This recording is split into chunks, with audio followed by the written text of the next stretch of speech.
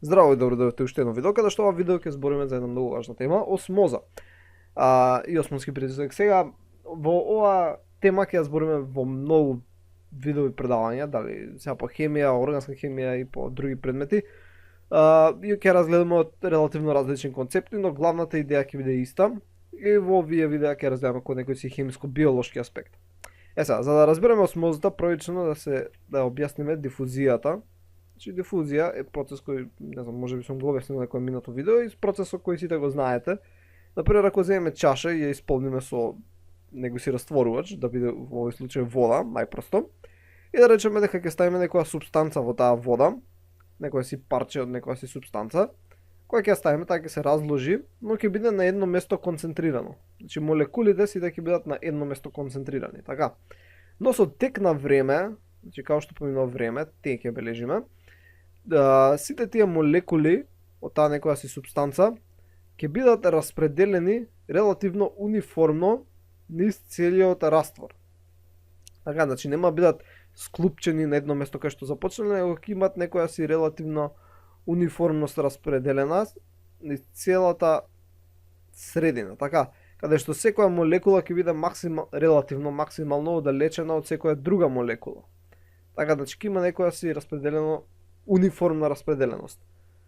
И тоа е процесот на дифузија. Добро, и тоа е окей.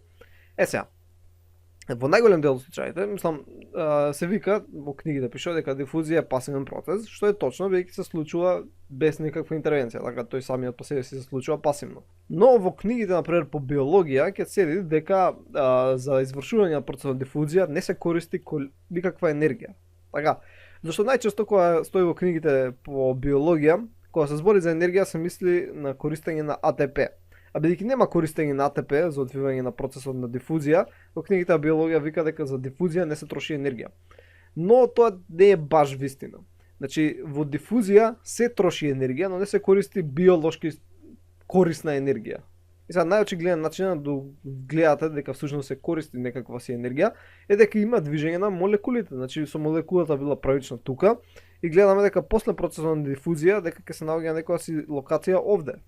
Така, оваа молекула може да сега ќе се наоѓа овде. Оваа молекула ќе се наоѓа на оваа тука локација. Значи, сите молекули се придвижиле и имаат сега некоја си релативно нова позиција. Значи, имало некакво движење. А знаеме дека за секое движење, за секаква работа да се изврши, мора да има некаква енергија. Сега, енергијата, што всушност се употребува за тоа да се случи, така, значи, енергијата што се употребува за се тоа да се случи, е всушност слободната енергија, значи Gibbs Free Energy, ќе ја забележиме со G. Значи, ајде, нека не стои таму. Ќе запишеме дека енергијата е еднаква, енергијата која се користи е еднаква всушност на слободната енергија која поседуваат молекулите, осно ќе запишеме како G, како Гипсова слободна енергија. А Гипсовата слободна енергија на 1 мол од некоја си субстанца, значи Гипсовата слободна енергија на 1 мол, ќе запишеме на 1 мол од некоја си субстанца, да рекуваме хемиски потенцијал на таа субстанца, кој го бележиме со пси, што е вака изгледа. И најчесто се бележи, например, ако се збори за хемиски потенцијал на вода, што најчесто е во биолошките системи, тоа ќе биде пси од В, може да се запише, или само пси како хемиски потенцијал на вода.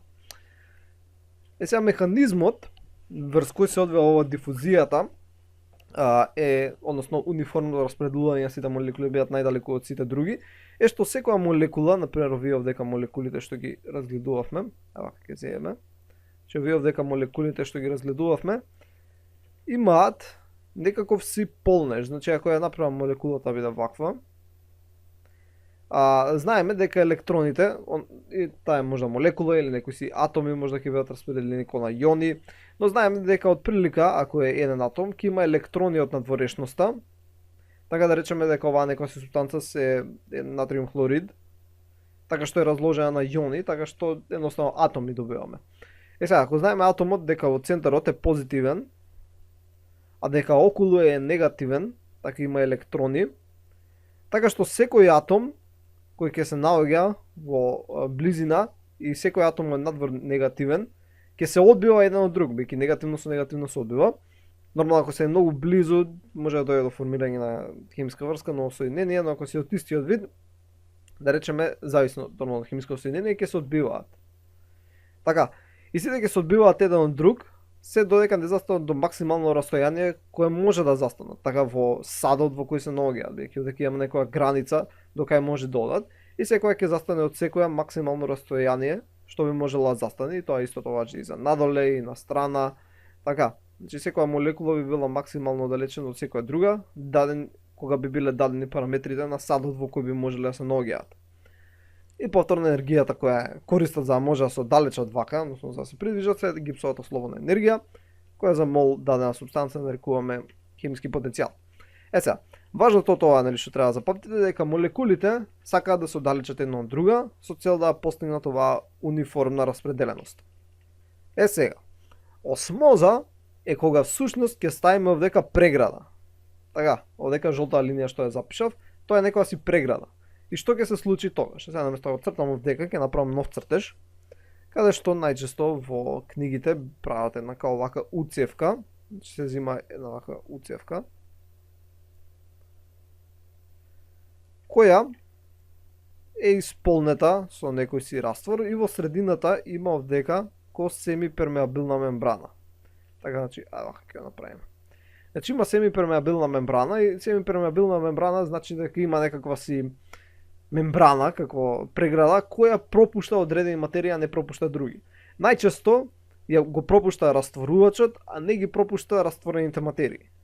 Добро. И сега да речеме дека ќе наполниме оваа уцевка со најчесто се зема пример водата како растворувач, иако може да биде кој било друг.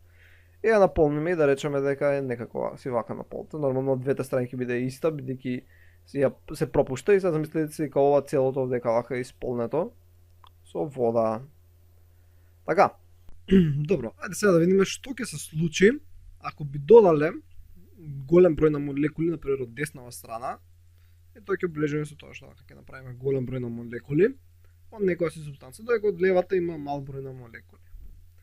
Сега, ако ја немаше оваа семипермеабилна мембрана, тоа што би се случило е да овие молекули кои се на пример вишок, сега да речем карикирам овдека да речеме дека имаме 50 молекули, а овдека да речеме дека имам 10 молекули и ќе дојде од прилика 20 молекули, така ќе отиде овдека, така што овдека ќе добиевме 30 и овдека ќе добиевме 30, така ќе се изедначеа. Но бидејќи молекулите од оваа дадена супстанца не може да поминуваат таа семипермеабилна мембрана, нема да дојде до изедначување на бројот на молекули на двете страни, но ќе дојде до изедначување на концентрацијата. Например, ако иако од овдека например рековме дека имаме 50, тука 10, нема да се смени бројот на молекули, значи тука повторно ќе се останат 50, тука повторно ќе се останат 10, ама концентрацијата ќе биде еднаква на двете страни. Односно да речеме дека овдека има 50 молекули на, не знам, на 30 мл вода, така 30 мл вода, додека овдека има 10 молекули исто на 30 мл вода. Тоа значи дека ако префрлиме 20 мл на оваа страна, тоа што ќе го добиеме е 50 молекули на 50 мл вода и 10 молекули на 10 мл вода. Односно концентрацијата од двете страни ќе биде еднаква.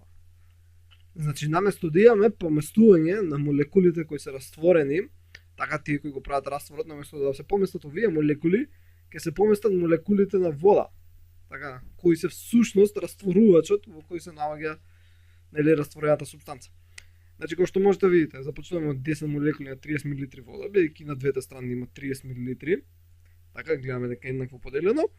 Од оваа страна имаме 50 молекули и понатаму 20 мл се префрлаат од левата кон десната страна, така што веќе имаме 50 на 50 и 10 на 10, односно концентрацијски имаме исто број на молекули. Сега нормално тоа него нацртав на цртеж како би се случило, едноставно тоа што ќе се случи е например овдека водата ќе се намали до некој си тука ниво, додека во другата цевка ќе се зголеми до некој си ниво. Сега ќе видиме слики како тоа би изгледало, значи само ќе тргнам нека стои ова вака. Еве, значи тука имаме слики како би се одвил процесот, значи ја не го цртам. Почнуваме со некаде некоја си почетно количество растворена супстанца од двете страни И како што може да видиме, по пат на осмоза, гледаме дека ќе се изjednači концентрацијата на двете страни. Сега има тука термини кои треба да ги воведеме, значи хипотоничен и хипертоничен раствор. Сега не постои раствор кој само по себе е хипотоничен или пак хипертоничен, постои раствор кој е хипо или хипертоничен во однос на друг раствор. Значи ти ако си имаш некој си раствор, да речеме дека имаме дека некоја си чаша, така имаш некој си раствор внатре со некои си честици, и тој си има одредена концентрација, одредено С. Ти не можеш да кажеш дека тој раствор е хипотоничен или хипертоничен или пак изотоничен. Значи тој си е раствор.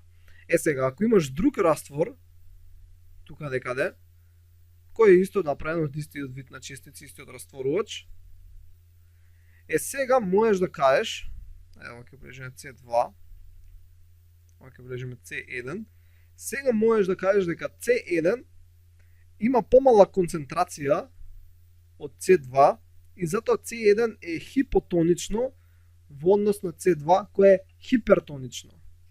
Значи во овој случај C2 ќе биде хипертонично, а C1 ќе биде хипотонично.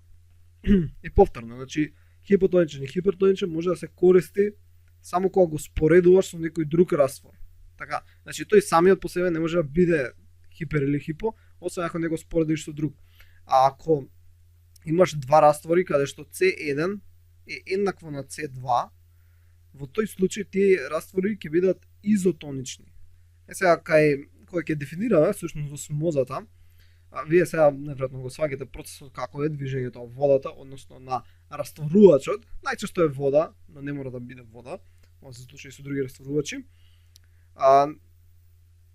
Сваќате како е процесот, но кога на пример се збори нешто во химијата или пак нешто поврзано со биохимија или слично, секогаш имаме од места со поголема концентрација, значи од места со поголема концентрација иде во места кои имаат помала концентрација. Така, значи движењето секогаш е обично така насочено. И кога ќе се дефинира осмозата може првично да звучи збунувачки, бидејќи при дефинирањето на осмозата, значи гласи на следниот начин, нормално зависи од учебникот, може друг ќе биде парафразирано, но осмоза е движење на растворувач низ семипермеабилна мембрана од поразреден хипотоничен кон поконцентриран хипертоничен. И ова на почеток значи како збунувачки, како иде од поразредено кон поконцентрирано, нели секогаш иде од концентрирано кон разредено.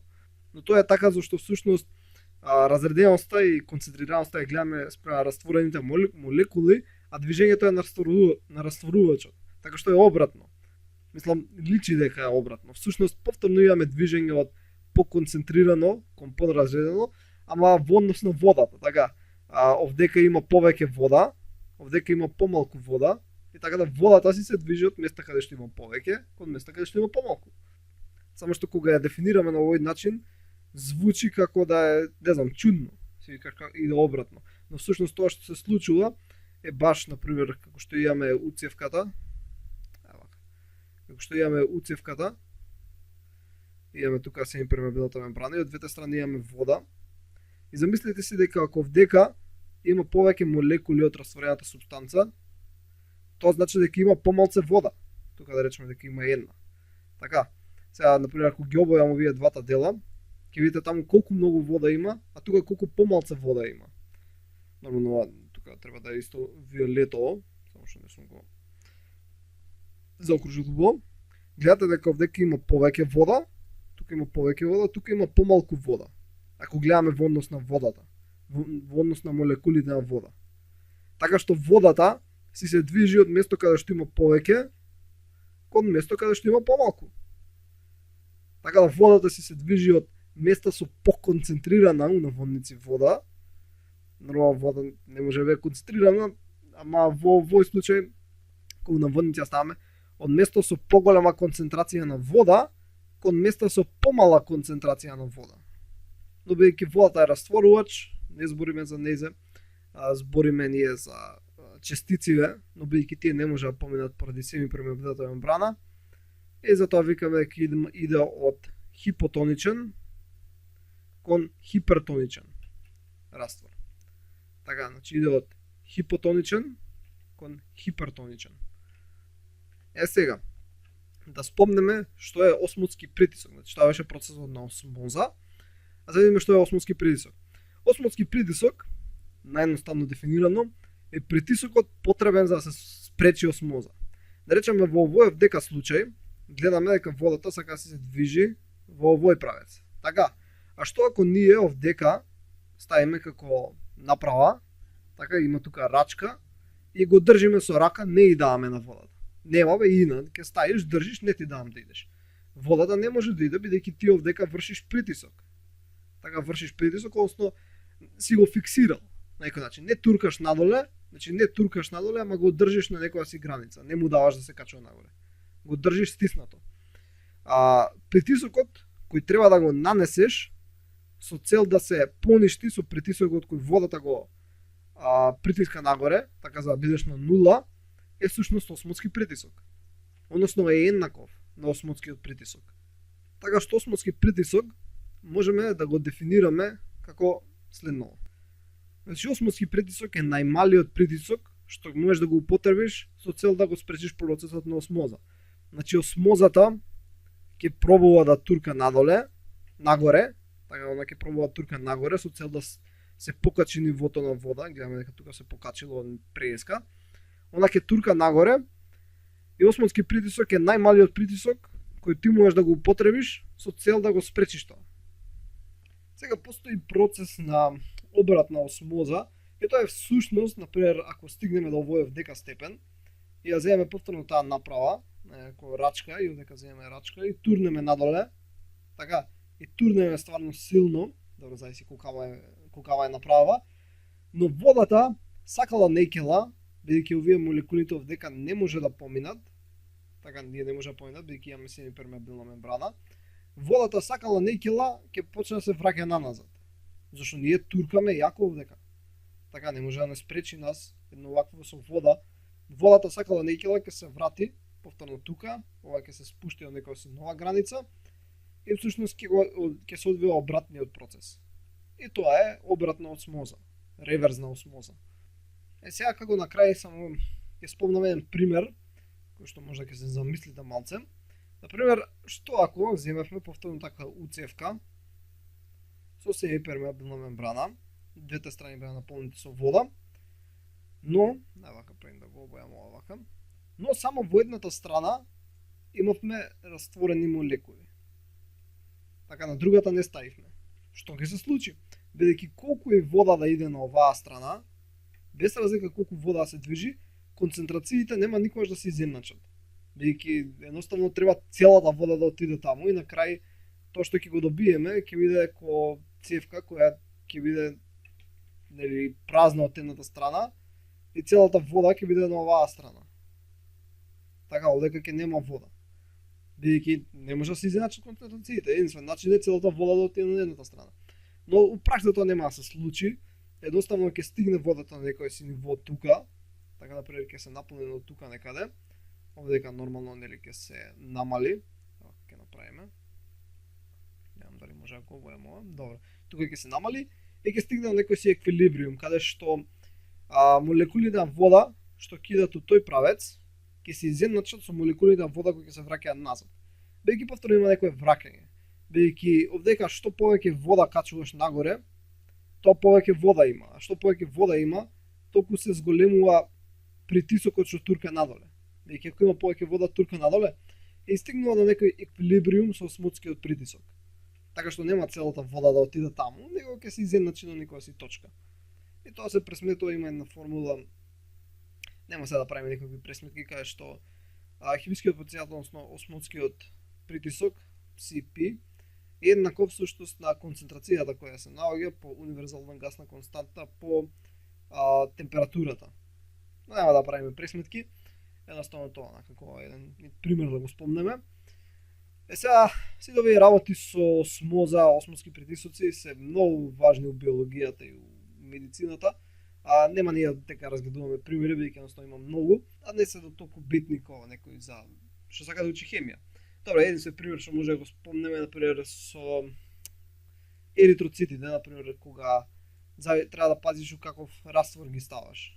Така, например, имаш овде ќе земам 3 садови, ќе ги наполнам сите со вода и внатре ќе имаме некои растворени молекули тој нека бидат на сол. Така, и дека многу ќе имаме. И сега да речеме дека тука имаме, не знам, 10 молекули, тука имаме 30, овде имаме 50 молекули растворени на не знам, на 50 мл раствор. Така, тука секаде овде има 50 мл. Сега не морам да користам вака број на молекули, можам да кажам 0,2 мола, ама да не ве бунам сега со повеќе калкулации, дека биде вака просто. И сега да речеме ставиме еритроцити.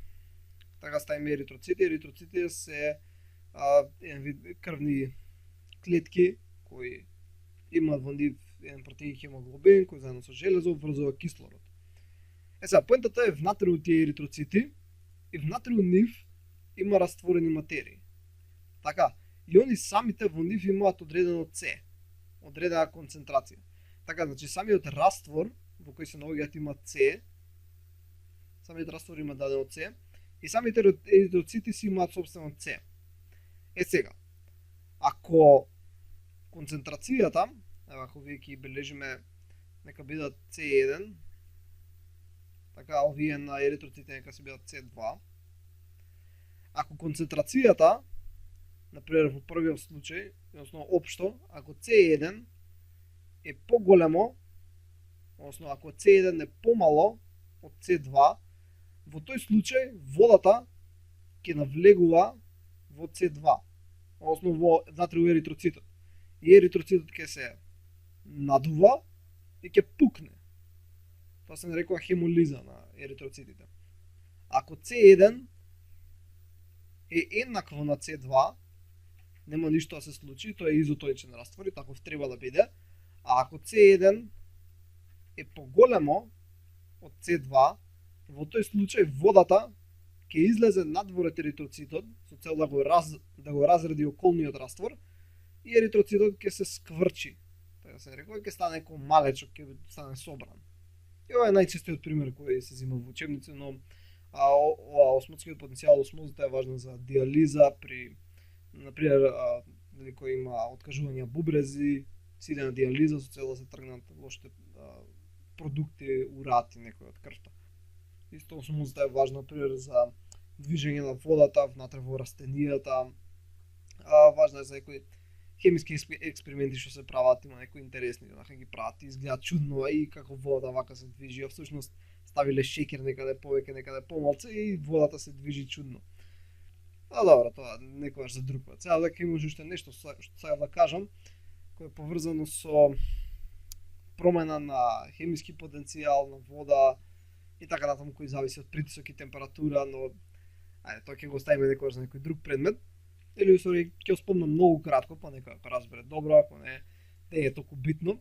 Значи тоа што сакам да го кажам е дека, например, хемискиот потенцијал на вода, на чиста вода е еднаков на 0.